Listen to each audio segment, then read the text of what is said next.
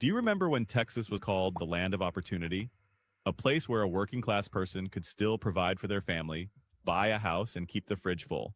But what about now? A loaf of bread today costs nearly as much as an hour of work for a janitor. And the chilling reality is that even people with steady jobs are skipping meals. Texas now has more than 4 million people living with uncertainty about where their next meal will come from. Seniors are among the hardest hit. A recent statistic shows that 13.6% of Texans over 60 are struggling with hunger, even though they retired legally and paid taxes their entire lives.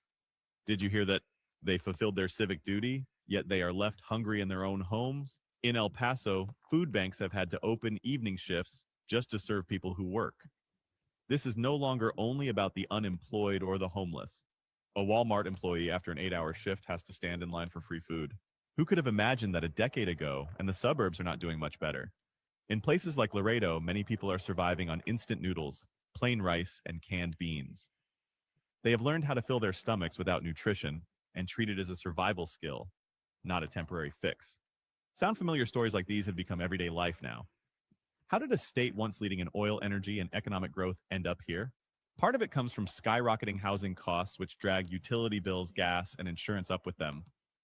But worse policies have not kept pace with the collapse of real life. SNAP benefits were cut.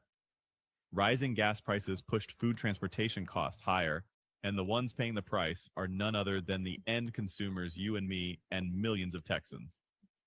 And if you think this only happens in remote rural areas, look at Houston, a bustling modern city. There are neighborhoods where at night the kitchen lights are off, not because people go to bed early, but because there's nothing to cook.